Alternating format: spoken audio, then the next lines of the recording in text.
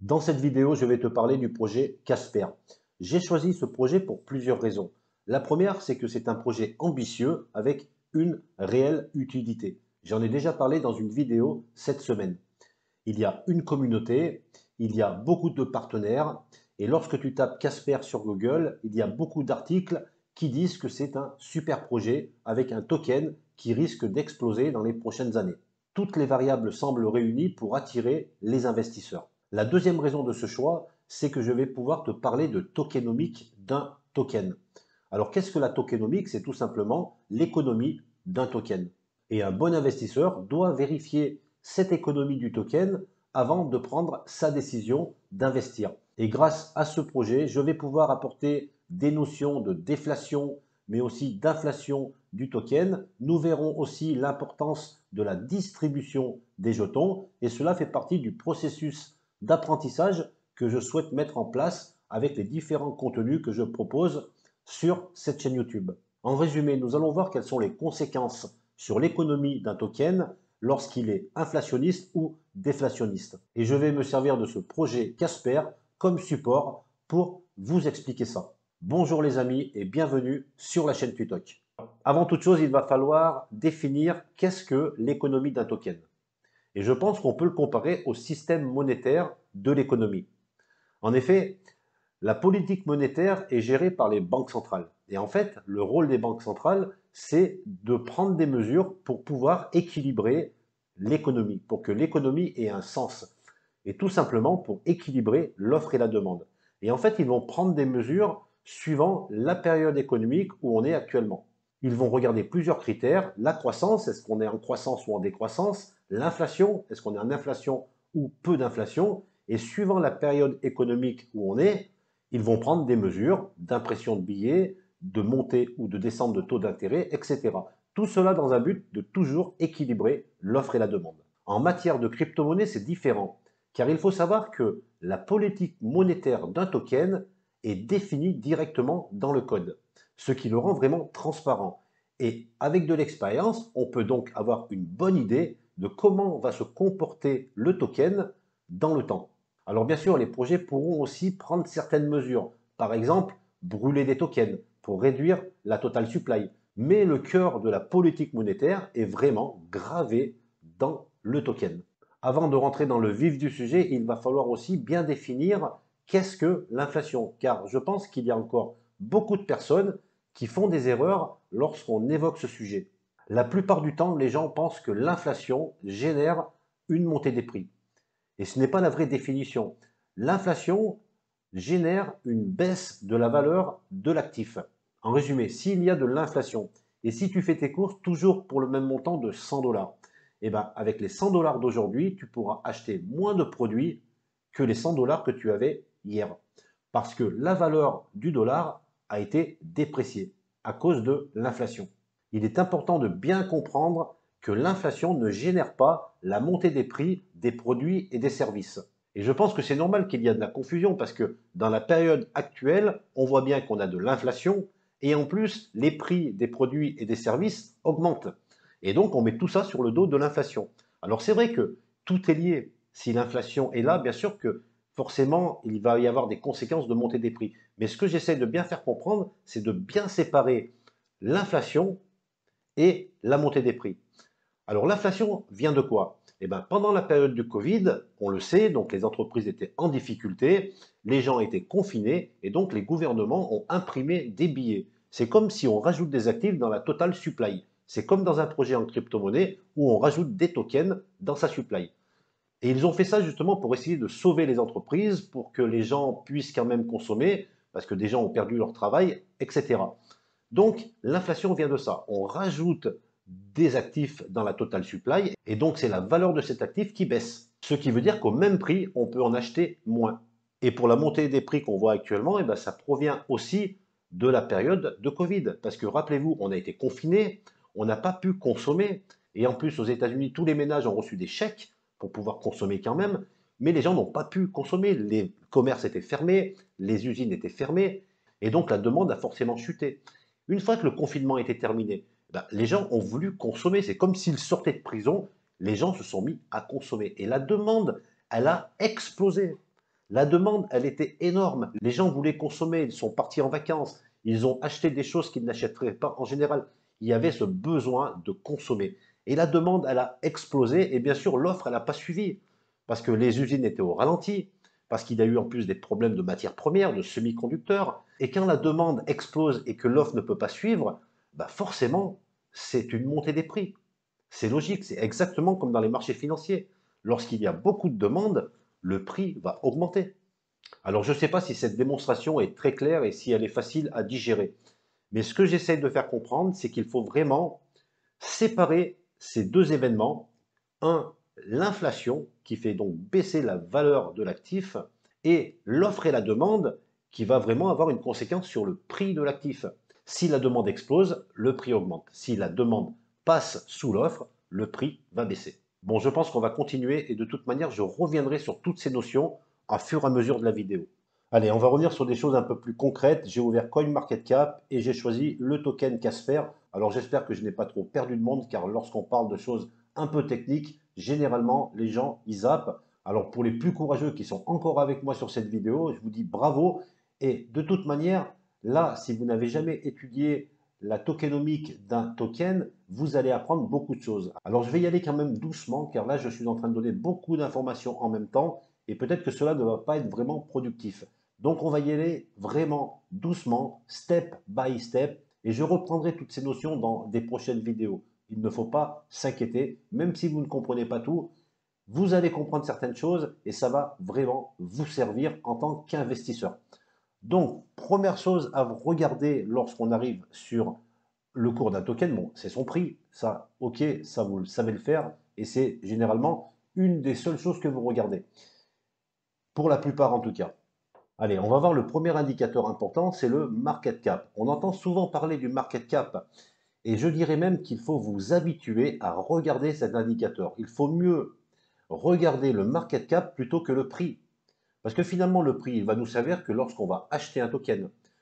Avec le prix, on ne peut pas comparer le prix de plusieurs projets crypto-monnaies. Ça n'aurait aucun sens. Par contre, avec le market cap, on va pouvoir le faire. On peut comparer les market cap de chaque projet. En fait, le market cap, c'est la capitalisation boursière. Et en résumé, c'est le total de l'argent qui est investi dans une crypto-monnaie par rapport à l'offre en circulation. Donc, c'est plus important de regarder le market cap que le prix. Alors, comment on calcule le market cap? C'est très facile. Le market cap, c'est égal au prix du token actuel multiplié par l'offre en circulation qui se trouve ici. Donc si vous prenez une calculatrice et que vous multipliez 6 milliards de tokens CSPR par le prix de 0,028, vous allez tomber à un market cap de 174 millions de dollars. Et ce market cap permet de faire un classement des projets crypto-monnaies. Plus le market cap est élevé et normalement plus le projet est solide financièrement, donc il y a moins de risques à rentrer sur ce projet. Par contre, il y a moins de potentiel. Et à l'inverse, plus le market cap est faible, plus il y a de risques, mais aussi un plus grand potentiel. Alors maintenant qu'on a défini le market cap, ce qui est vraiment intéressant à observer en tant qu'investisseur pour prendre une décision, c'est de regarder la variation du prix par rapport à la variation du market cap. Et en observant la variation de ces deux indicateurs, je vais pouvoir vous parler de notions d'inflation et de déflation. Mais pour cela, je vais passer sur un tableau blanc pour mieux imager et pour que ce soit plus facile à comprendre. Alors pour essayer d'expliquer ces notions d'inflation, de déflation, est-ce qu'un projet déflationniste est meilleur qu'un projet inflationniste? Je vais imager tout ça en faisant des petites maisons. Déjà, nous allons nous retrouver dans un village de 100 personnes. Un petit village, je vais le noter ici, 100 personnes. Et dans ce village, un promoteur immobilier décide de construire 10 maisons. Donc, il va lancer les travaux, on va donc construire ces 10 maisons. Voilà, les 10 maisons sont construites, ils font de la publicité, ils vantent les mérites de ces maisons et forcément, ça va créer une hype. Il y a des gens qui vont être intéressés. Donc, il y a une demande qui va commencer à grandir. Et vu qu'il y a seulement que 10 maisons dans le village, eh ben, les maisons vont être achetées directement par 10 personnes. Donc ici, je vais marquer le prix, comme ceci, et un peu plus loin, on va marquer le market cap, donc MC. Donc, admettons que le prix soit fixé à 100 000 euros. 100 000 euros pour une maison. Alors, à chaque fois que je parle de la maison, il faut que tu fasses le rapport avec la crypto-monnaie, donc le token.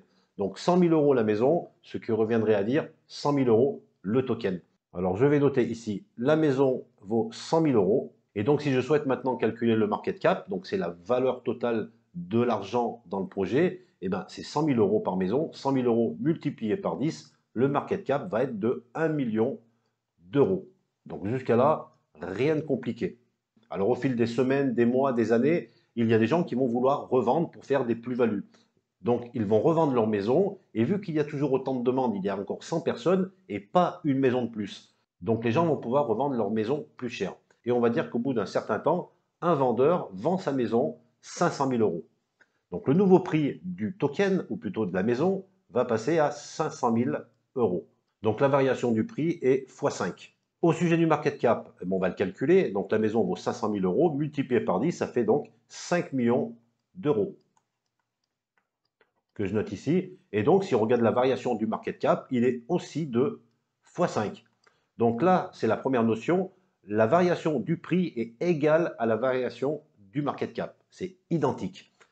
Donc, on peut dire que dans ce cas-là, il n'y a pas du tout d'inflation. Donc, ce qu'il faut retenir, c'est que lorsque la variation du prix est égale à la variation du market cap, il n'y a pas d'inflation. Alors, les jours continuent, il y a toujours autant de demandes, et malgré ça, le promoteur décide de ne pas rajouter de maison. Et en fait, c'est la notion de max supply. Il décide vraiment de définir un nombre de maisons et il n'en fera pas une de plus. Donc, je vais retourner sur CoinMarketCap et c'est le paramètre que tu vas trouver ici, max supply, tu vois. Et tu vois qu'ici, il n'y a pas de chiffre. Ce qui veut dire que dans le Casper, la supply n'est pas limitée. Elle est illimitée. On va pouvoir créer autant de maisons qu'on a envie. Donc, si je prends l'exemple des maisons. Donc, je vais prendre plutôt l'exemple Bitcoin. Et là, tu vois que la max supply du Bitcoin, elle est fixée à 21 millions de jetons. Il n'y en aura pas un de plus. Donc, je reviens sur mon dessin. Et donc, je dis, il n'y aura pas une maison de plus. Donc, on peut parler de déflation. On peut dire que le token, ou en tout cas le projet, est déflationniste. Alors, je vais le noter ici. Déflationniste, déflationniste. Et souvent, des investisseurs regardent seulement ce paramètre et ils se disent que lorsqu'un projet est déflationniste, il est sûrement bon par rapport à un projet inflationniste. Ben, ce n'est pas vrai. Il y a plein de paramètres à prendre en compte. Tout dépend du projet. Il y a des projets déflationnistes qui ont du sens. Il y en a d'autres qui sont déflationnistes qui n'ont aucun sens. Et pareil pour les inflations. Il y a des projets inflationnistes avec beaucoup de sens qui fonctionnent bien et des projets inflationnistes qui n'ont pas de sens. On va essayer de voir ça en détail. Je reste sur mon déflationniste. Maintenant, je vais rajouter un paramètre. Par exemple, on s'aperçoit au bout d'un certain temps que les maisons ont un problème. Elles ont un problème d'infiltration d'eau, les matériaux ont mal été choisis. En tout cas, les maisons vieillissent bien plus rapidement que des maisons traditionnelles. Et ça commence à se savoir, les médias en parlent, la télé en parle, les journaux en parlent, et ça crée une peur, une mauvaise news. Et là, qu'est-ce qui va se passer? Ben, c'est que la demande va fortement chuter. Il n'y a plus personne qui ont envie d'acheter ce genre de maison, et surtout pas à ce prix-là. Et vu qu'on aura toujours des gens qui voudront vendre, ce qu'ils vont faire, c'est qu'ils vont être obligés de baisser le prix pour pouvoir vendre quand même leur maison, parce qu'ils ont besoin d'argent. Et pourtant, on est toujours dans un système déflationniste. Alors, ce qui va se passer, c'est qu'à un moment donné, un vendeur va vendre sa maison à 50 000 euros. Donc, on va mettre le nouveau prix ici, 50 000 euros. Donc là, on voit qu'il fait un divisé par 10, mais il n'a pas le choix avec toutes les mauvaises nouvelles qui viennent d'arriver. Lui, il veut vendre, donc il vend à perte. Il vend 10 fois moins de ce qu'il a acheté, 50 000 euros. Et donc, le nouveau market cap, dans ces cas-là, il va être de combien? Ben, 50 000 euros la maison, multiplié par 10, 500 000 euros. Qu'on va noter ici, 500 000 euros. Et donc, on voit que le market cap, même dans la baisse, suit la même variation, divisé par 10. Il n'y a pas d'inflation, c'est normal. C'est un projet déflationniste. Mais tout ça pour dire qu'il ne s'agit pas d'avoir un token déflationniste pour dire que le projet est forcément bon et qu'il va réussir. Il faut que le projet continue à attirer des investisseurs, il faut que le projet innove, il faut que le projet crée toujours la hype, il faut qu'il amène des nouveautés, et ainsi de suite. Il faut que le projet soit solide. Il ne suffit pas de lancer un projet déflationniste qui va peut-être marcher au début parce qu'il va attirer du monde, mais si le projet ne fait rien derrière, forcément les gens vont partir, la demande va chuter et le token va aussi sombrer. Voilà pour remettre un petit peu les choses à leur place par rapport à ce token déflationniste. Alors je reviens sur CoinMarketCap et donc là on va pouvoir vraiment voir la différence au premier coup d'œil. Je prends le token Casper, il n'y a pas de max supply, donc on peut dire que ce projet est inflationniste car on va pouvoir imprimer autant de tokens que l'on souhaite pour les rajouter dans l'offre en circulation. Si je prends le Bitcoin, on voit qu'il y a une max supply de 21 millions. Il s'agit là donc d'un projet déflationniste. Et on a vu qu'un projet déflationniste peut aussi sombrer au niveau de son token. Voyons maintenant les tokens inflationnistes. Et pour cela, on va encore se servir des petites maisons. Alors, on va voir maintenant un deuxième cas avec un projet qui serait inflationniste, ce qui veut dire qu'on ne limite pas la max supply et qu'on peut imprimer autant de maisons qu'on le souhaite. Voilà, inflationniste. Et en tant que projet, on va définir qu'on va se donner 20% d'inflation pour notre projet. Ce qui veut dire en d'autres termes que tous les ans, on va pouvoir rajouter 2 maisons que je vais faire ici. Voilà, 2 maisons supplémentaires par an. Donc l'offre en circulation va augmenter et va passer à 12 maisons. Donc on va garder les mêmes paramètres qu'on avait pris tout à l'heure. La maison vaut 100 000 euros et le market cap 1 million. Donc maintenant, au bout d'un an, on applique l'inflation de 20%, on rajoute 2 maisons. Qu'est-ce qui va se passer au niveau du prix? Le prix des maisons ne change pas, il reste à 100 000 euros. Donc je renote 100 000 euros ici. Par contre, le market cap, lui, qu'est-ce qu'il devient? Eh bien, il a augmenté. 100 000 euros multiplié par 12 cette fois-ci. Ce qui veut dire qu'on va passer à 1,2 million. Alors là, on se retrouve dans une situation où le prix n'augmente pas. Par contre, la variation du market cap, lui, progresse. Et donc, en suivant ces deux paramètres sur CoinMarketCap, on peut tout de suite voir qu'il y a une inflation. Si le market cap augmente et pas le prix, on peut tout de suite dire qu'il y a inflation. Alors, comme je le disais en début de vidéo, l'inflation n'a pas d'effet sur le prix. C'est la demande. Si la demande reste importante, le prix va continuer à augmenter et il va venir contrer cette inflation. Il y a aussi la possibilité dans la crypto de faire du staking. Donc tu vas recevoir un reward en retour de ton staking. Et ça permet aussi de contrer l'inflation. Si tu reçois par exemple 10% annuel de reward en staking, et si l'inflation est de 20%, donc tu vas pouvoir comme ça limiter cette inflation. Et donc, si un projet a un token inflationniste, mais s'il arrive à toujours attirer de nouveaux utilisateurs, s'il propose beaucoup de nouveautés, eh bien, la demande va continuer à être présente, les acheteurs seront toujours là, et cela va donc contrer cette inflation. Ça sera une inflation maîtrisée. Je vais te le démontrer comme on a fait tout à l'heure. Donc, au bout d'un moment, les vendeurs vont vouloir vendre leur maison en faisant une plus-value. Il y a toujours de la demande, donc le prix des maisons va toujours passer à 500 000 euros. Je le note ici. Et donc maintenant, le nouveau market cap a une nouvelle valeur de 6 millions d'euros. Donc on peut voir que depuis le début, le prix a augmenté de x5. Et au niveau market cap, il a augmenté de x6.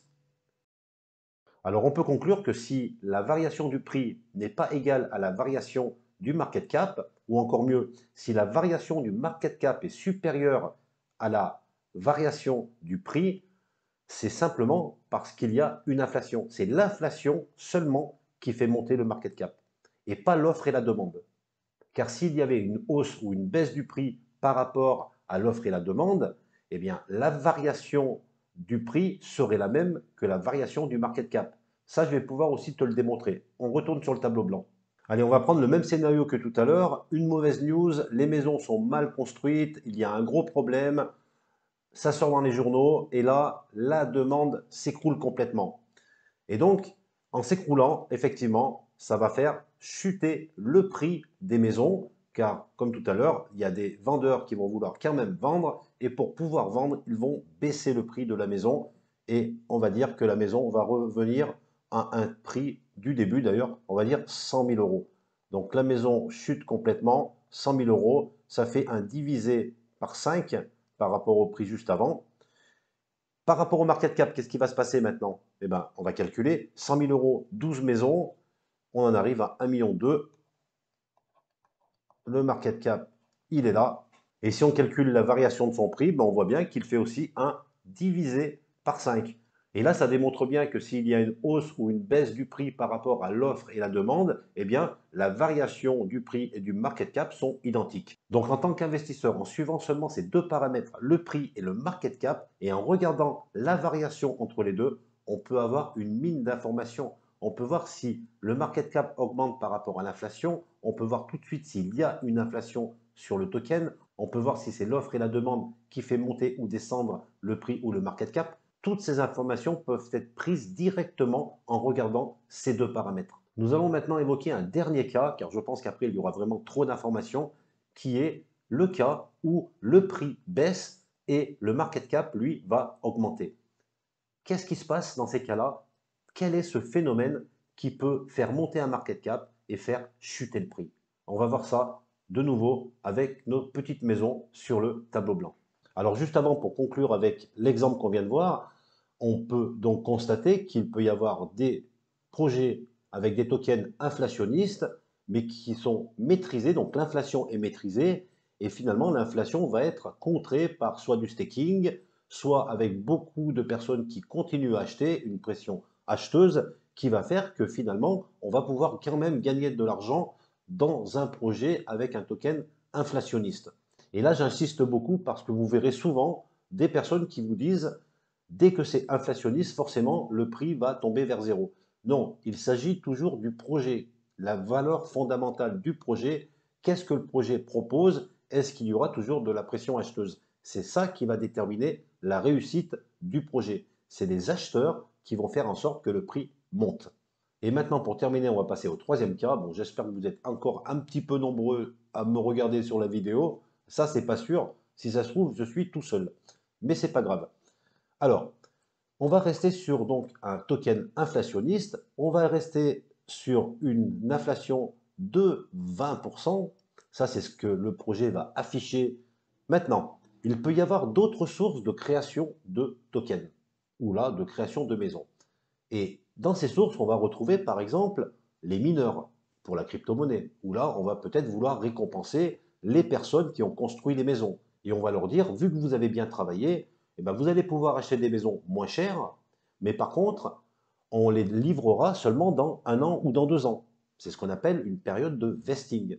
Donc les maisons sont bloquées. Ils achètent les maisons moins chères, ils ont une période de blocage, et à la fin de cette période, les maisons vont arriver dans l'offre en circulation. Ce qui veut dire que si je veux récompenser les mineurs en crypto-monnaie ou là les ouvriers qui ont travaillé, eh ben, il va falloir que je m'attende à un moment donné à voir des maisons apparaître, mais qui ne font pas partie de cette inflation de 20%. Donc là, par exemple, je vais me retrouver à la fin de la période de vesting avec 5 maisons supplémentaires que j'ai promis aux ouvriers qui ont fait ma maison. Voilà, donc là, 5 maisons supplémentaires. Mais il y a encore d'autres sources de création de tokens. Par exemple, les early investisseurs.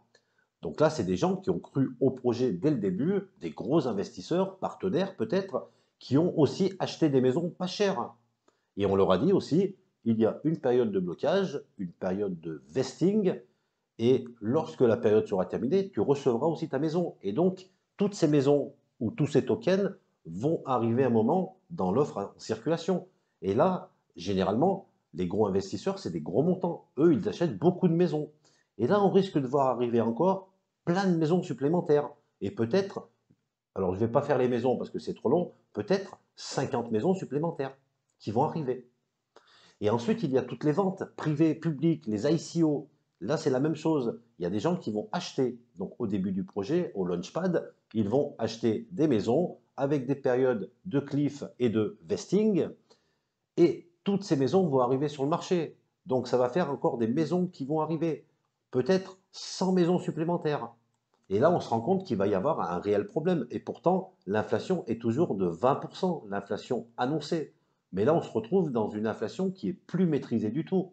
Il y a trop de maisons qui arrivent sur le marché. Il ne faut pas oublier que dans notre village, on n'a que 100 personnes.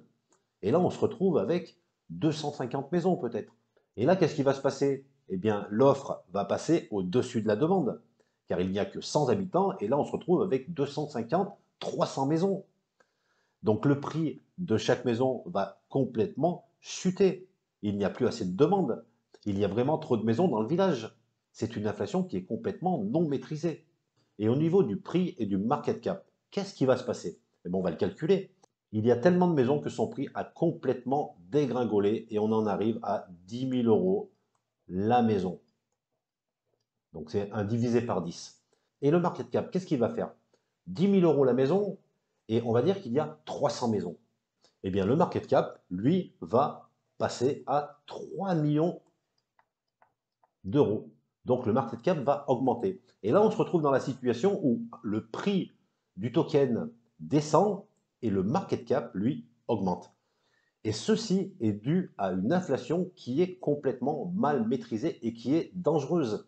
Et ça provient souvent des ICO, des early investisseurs, mais aussi, comme je le disais tout à l'heure, il va falloir payer les mineurs lorsqu'on a un consensus de proof of work. Et voilà encore un type d'information super importante pour un investisseur. On peut le voir rapidement. Il suffit de regarder deux paramètres, le market cap et le prix. Et si on s'aperçoit que le prix baisse alors que le market cap, lui, augmente, eh ben, on sait tout de suite qu'il y a une inflation complètement mal maîtrisée et qu'il faut faire attention et qu'il ne faut pas rentrer à ce moment-là. Il va falloir attendre les périodes de cliff, il va falloir attendre toute cette inflation qui n'était pas prévue dans le projet avant de rentrer, si le projet est intéressant. Voilà pour ces démonstrations. J'espère sincèrement que j'ai réussi avec mes petites maisons à vous faire comprendre l'importance de ce paramètre du market cap. Alors enfin, je vais pouvoir appliquer la théorie à la pratique sur l'actif Casper. Eh ben, on va regarder ensemble. J'ai dit en début de vidéo que toutes les variables étaient positives sur ce projet Casper. Eh bien, on va regarder maintenant qu'est-ce qu'il en est au niveau de son token et au niveau surtout de son inflation. Alors, on va commencer à regarder sur 24 heures. On voit le prix qui monte de 3% et on peut voir que la variation du market cap est quasiment identique, 3%. Ce qui veut dire que dans la période de 24 heures, il n'y a quasiment pas d'inflation. Alors, on va regarder maintenant le graphique. Donc, je vais prendre une période un peu plus longue de 1 mois. Et là, je vais pouvoir regarder le prix. Donc, je suis sur le prix actuellement. Et juste à côté, je peux voir le market cap. Là, j'appuie et tu vois le graphique. Donc, je reviens. Le prix, le market cap. Le prix, le market cap. Alors, il y a une légère augmentation du market cap par rapport au prix, ce qui prouve qu'il y a une légère inflation sur une période de 1 mois. Alors, ce n'est pas si grave que ça parce qu'on sait que ce token est inflationniste. On va prendre 3 mois. Donc, pareil, on va faire le prix, le market cap. Donc, tu vois, donc, bon. Donc, tu vois qu'il y a des petites variations quand même, mais ça reste quand même identique. Donc, on voit que dans cette période ici, quand même, l'inflation est plus forte. Tu vois ici le niveau du market cap. Si je reviens sur le prix, voilà, il descend. Donc il y a quand même une réelle inflation à partir de avril 2022. Ok, on va prendre sur un an. Donc là, le prix sur un an, voilà comme il est. Et on va voir le market cap. Ah, et là, il y a du changement. Et là, on voit une grosse inflation. Est-ce que tu vois la différence par rapport à tout à l'heure, sur une période de 1 an, surtout à ce niveau-là? Il faut bien regarder là. Voilà, là, il y a une super inflation. Ce qui veut dire que en janvier 2022, en début d'année, forcément, il y a eu de nouveaux tokens qui ont été mis en circulation. Et ça ne provient pas de l'inflation qui est affichée. Parce que sur Casper, l'inflation annuelle est de 8%, il me semble. Il faudrait vérifier. Et ça, c'est l'inflation naturelle. Mais là, on voit bien que c'est énorme. Et puis on voit toute cette partie monte alors que le prix est en train de chuter. Donc là, on en arrive au troisième cas de tout à l'heure. C'est forcément des early investisseurs qui ont terminé leur période de vesting et qui ont revendu leurs tokens. Ici, on va prendre sur All carrément. On va voir ça. Donc là, All, eh ben, on voit, hein, ça a été voilà, le token ici. Et puis il a fait que chuter. Alors il a chuté, il est remonté, il a un peu rebondi, mais voilà. Donc le token est quand même au plus bas aujourd'hui. Et si je regarde le market cap, et ben voilà. Et là, tu as l'exemple concret du troisième cas qu'on a vu avec les petites maisons. Eh bien, je pense que la démonstration est réussie avec ce token Casper. C'est d'ailleurs pour ça que je l'ai choisi.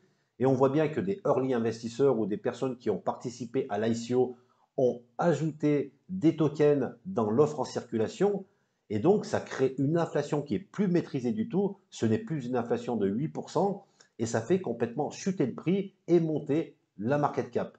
Alors, en tant qu'investisseur, ce qu'il faudrait faire maintenant, c'est aller voir les dates d'achat de ces ICO, à quelle date étaient ces ICO, quelles sont les périodes de vesting, pour voir si tous les tokens ont déjà été remis dans l'offre en circulation.